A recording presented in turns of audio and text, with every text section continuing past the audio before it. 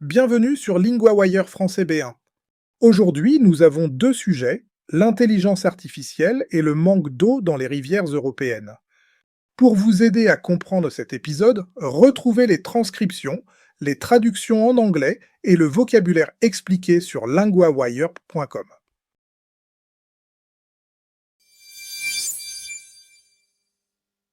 Commençons avec l'intelligence artificielle et la question des prix.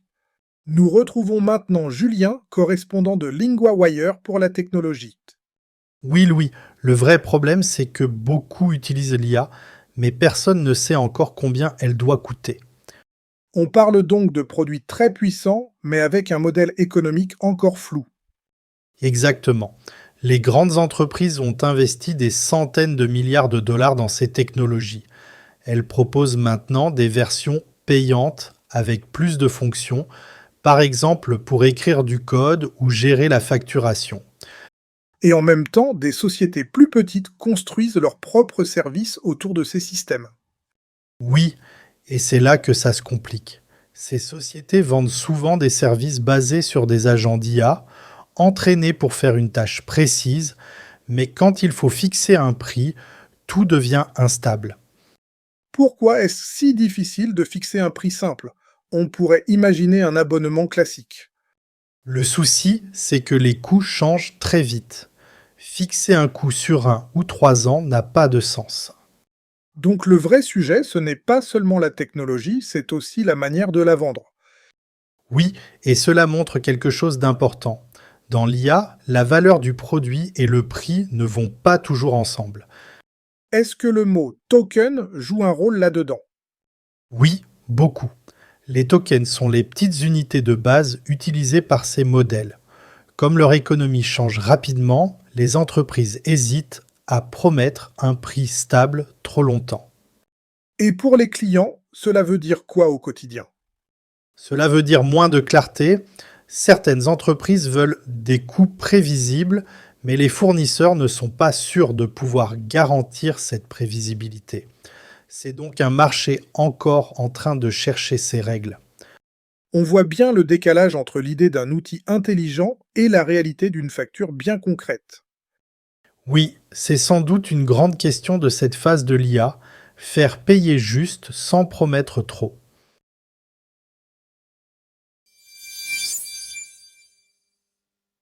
Passons maintenant à l'Europe et à ses rivières frappées par la chaleur et la sécheresse. Nous retrouvons maintenant Camille, correspondante de LinguaWire pour l'environnement. Oui, Louis, le Rhin est au cœur de l'actualité. Son niveau a atteint des records bas en Allemagne et aux Pays-Bas. Le mot record dit déjà beaucoup. On parle d'un changement vraiment marqué. Oui, la semaine dernière, à Cologne et à Lobit, les mesures étaient les plus basses depuis le début des relevés.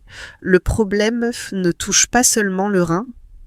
Quelles autres rivières sont concernées? Le Danube et le Pio, en Italie, ont aussi eu des niveaux très bas. Dans beaucoup d'Europe, la sécheresse reste grave.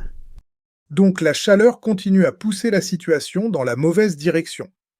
C'est ça.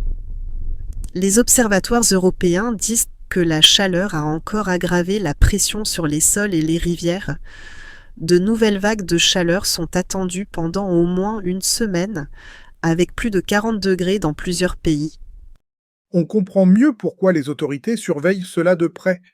Mais concrètement, qu'est-ce que cela change pour la vie quotidienne? Le transport fluvial est directement touché. Sur le Rhin, près de Kaub, l'eau a atteint 25 cm, puis a un peu remonté. Quand l'eau est si basse, les bateaux sont moins chargés. Donc moins d'eau veut dire moins de marchandises transportées. Oui, et cela peut gêner l'économie. Le Rhin est l'une des voies navigables les plus utilisées d'Europe. Si les bateaux doivent réduire leur charge, le transport devient plus compliqué et plus cher. Et ce n'est pas seulement une histoire de navigation. Non, parce que les rivières servent aussi à l'industrie et à l'agriculture. Quand leur niveau baisse, tout l'équilibre local devient plus fragile. Cette nouvelle montre à quel point la chaleur prolongée peut vite devenir un problème économique, pas seulement un sujet météo. Donc derrière une rivière basse, il y a tout un effet en chaîne. Exactement. Et tant que la chaleur continue, les risques restent élevés pour plusieurs pays européens.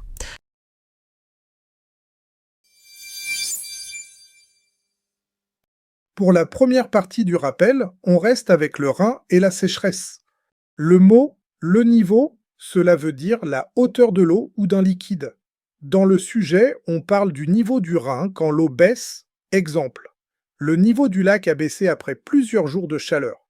Le mot « la sécheresse », cela veut dire une période avec très peu de pluie. Dans le sujet, la sécheresse rend les rivières plus basses. Exemple. La sécheresse a abîmé les jardins du quartier. Le mot navigable veut dire qu'on peut utiliser une rivière pour voyager ou transporter quelque chose. Ici, le Rhin est moins navigable quand l'eau est trop basse. Exemple. Cette partie du fleuve n'est plus navigable pour les grands bateaux. Pour la grammaire, on reprend une structure très utile. Ne, pas. On utilise ne pas autour du verbe pour faire une négation, quand on veut dire le contraire d'une idée. Exemple 1. Nous ne savons pas encore très bien combien ces services doivent coûter. Exemple 2. Les fournisseurs ne sont pas sûrs de pouvoir garantir cette prévisibilité. Répétez après moi. Nous ne savons pas.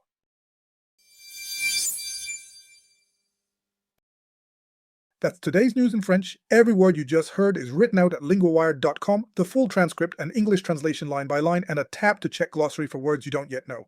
That's linguawire.com. Follow the show so we're there in your feed tomorrow. Speak to you then.